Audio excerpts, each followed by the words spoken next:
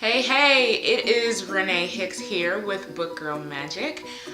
Today I'm just going to talk about some of the books that I've been reading over the past couple of weeks and just give you my personal thoughts and opinions on them. And you guys can comment and give me your feedback when I'm done. So the first book I'm going to comment on is I'm Judging You by Luvvie. Interesting book. For me, I gave it 3 stars because I felt like a lot of the content in the book was a lot of things that, as a black woman, I already know. It's a great book if you're not a person of color. It's kind of an eye-opener for them to be aware of maybe some of the things that they do and say. But I felt like a lot of the book, while there was some funny parts, so I'll give it that, but I just felt like a lot of the book kind of just was repetitive and things that I already knew, especially because I'm in the social media world and that's what I do for a living. So it's kind of like, like I already knew that, not really funny, or I've heard that time and time again, you know, from Black Twitter or the Black community. And so I just felt a lot of it to be repetitive, but I did finish it, gave it 3 stars, and probably not something that I would like rave and recommend to anybody else. And I felt like a lot of the feedback that I got from other readers was pretty much the same. They felt the same about the book, and most people couldn't even get through it. So I'm happy that I was able to get through the book, and you know, that's that. So another book that I recently read was by Lisa Cross Smith called Whiskey and Ribbons. So if you are a fan of An American Marriage, you will love this book. It has some sad parts, but some very good parts as well. Unlike An American Marriage, I fell in love with all of the characters. I loved them. I did not find myself hating people or picking teams. I actually wanted to see everybody win in that book, the 3 main characters. So it's a very sweet story, probably an awesome book for you to read during the summer. Just kind of romantic, even though it starts off sad. It's got some romantic parts, a lot of romantic parts, and it just spoke to me. I think it was beautifully written. Lisa has a way with words, and I just felt like that book was incredible.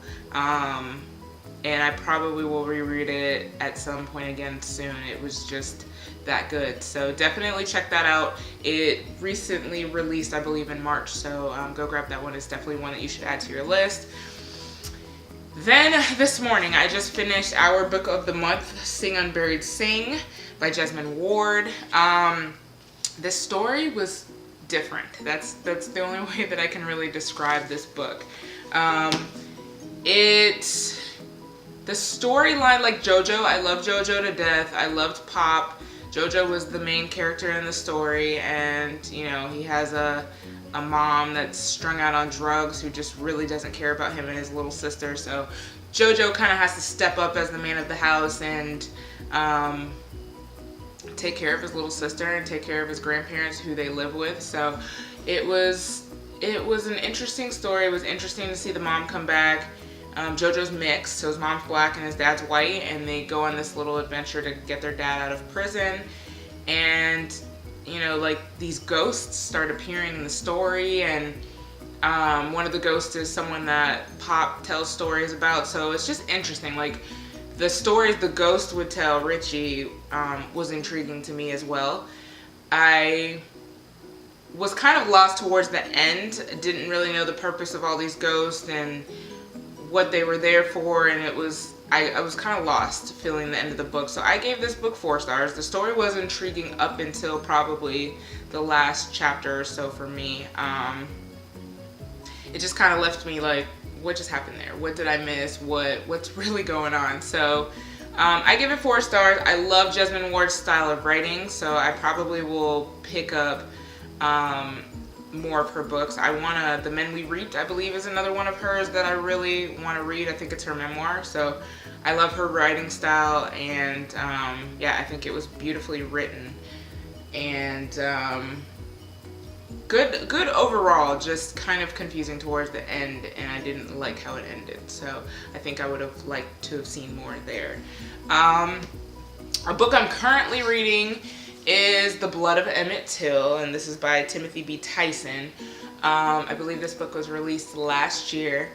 This book, I was so up in the air with reading. I've had it sitting on my shelf for months now. But then the library released it to me a few days ago, so I was like, well, I've got the e-copy too, so, you know, and y'all know I love my e-reader and I prefer to read on that, so I kind of gravitated towards reading it more because of it being released to me by the library.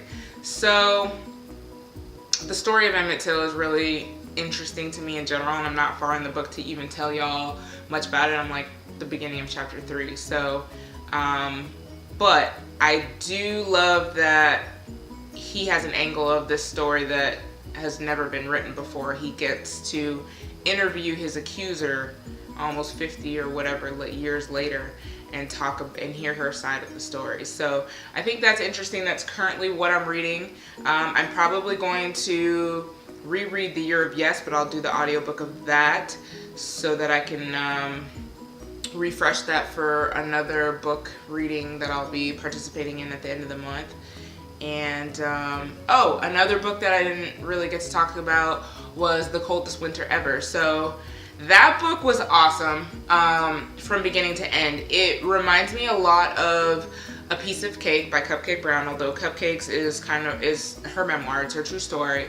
The Coldest Winter Ever, while not a true story, was very similar to living in the hood, going through this rough patch, and just experiencing all of these things as such a young child. To me, my mind was completely blown at how a kid of that age is just living life like that, and her parents are almost accepting of it. So some of the content in the book, I was amazed that a lot of people said that they read this book in middle school. Houseway. Like, how were you possibly reading that in middle school? Like, first of all, I didn't have time with playing softball. That was my career. That was my job. I didn't have time to read books outside of school.